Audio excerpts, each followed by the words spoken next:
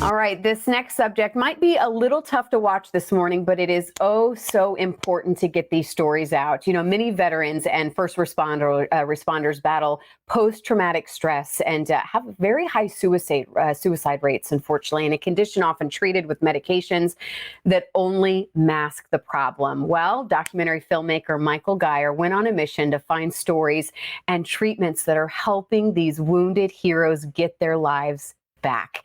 Here is an excerpt featuring a U.S. Army airborne veteran, Jonathan Warren. Watch this. Everything just went black, and I remember waking up to a scream that I've never heard before in my life, not on a movie, not in acting, nothing. And a second later, I realized that was coming from myself, and I didn't know how that was possible. And I thought, am I dead? Am I dying? Like, what's happening right now? And as I opened my eyes, I took a deep breath, and just fire went down into my lungs. And I looked around, and the whole cab was on fire. And then I was by myself, and I couldn't see anything. And I looked around the cab, and I thought, I must be trapped in here, and this is it. And the fear that I had was profound. I recognized that I wasn't the same person that I was, and I was having a lot of anxiety and started having panic attacks, and I couldn't sleep. That was a shell. I just was hardly living. So I was praying for a car accident, for a plane to crash, for just something to take me out of this misery, because it was unbearable to a certain degree. It can be even harder when you have loved ones and family and friends telling you just snap out of it, or hey, everything's okay, or da-da-da, because you don't feel that to be true. What you feel is an anguish and an inner pain and an inner just anxiety that won't ever leave you, and unless you're blackout drunk or just medicated out of your mind. That is, again, certainly tough to hear, but that is why we are so happy that Michael is sharing their stories, sharing a little bit of hope, I think, for people as well this morning. Michael, so glad you're joining us. Yeah, glad to be here. Thank you. So these stories are hard to hear. I can't imagine meeting person after a person that had similar stories, and that's a military veteran, but of course we're talking about first responders as well. Tell us what started you on this journey to really make sure that these people are being heard, and then again, put a spotlight on hope. Absolutely. So I met a guy in San Diego named Carl, a veteran in his 20s. He was a medic, and he battled post-traumatic stress. And when we talked on camera, he said he was on 16 different prescription medications for his post-traumatic stress, down from 18. And that was shocking to me. And then he goes on and says that it's not really helping. It pushes back some of the symptoms, but it's more of just a Band-Aid. It doesn't actually solve the problem of post-traumatic stress.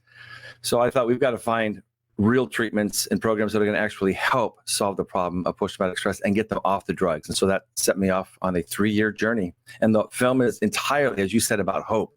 We heard that clip from John there, but he continues on to talk about how his life is now completely different. It's changed. He has his life back. After experiencing a treatment called the Brain Treatment Center, one session, he said he slept for the first time through the entire night in years, the first time in years.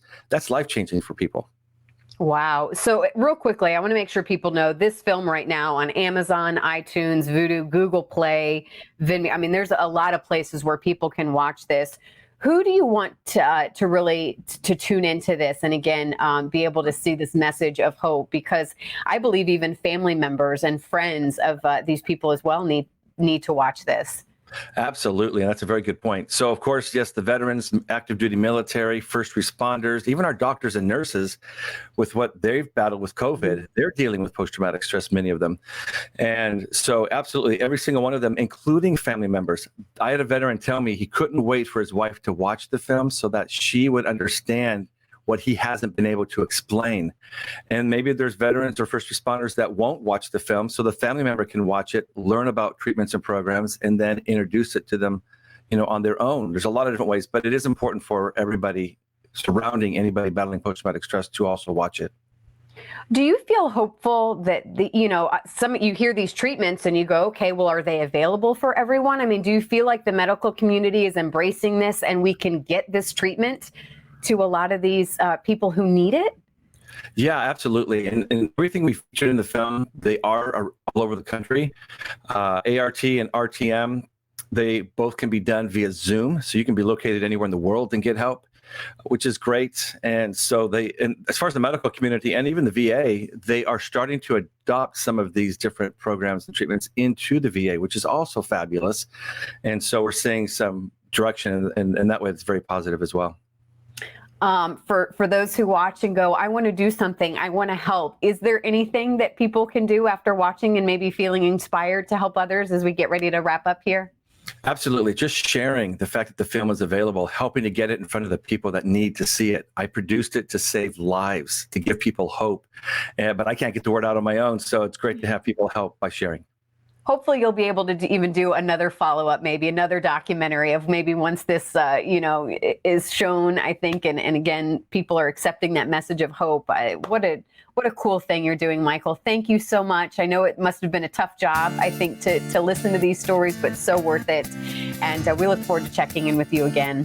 Again, Wounded Heroes out on so many different platforms. People just need to watch it.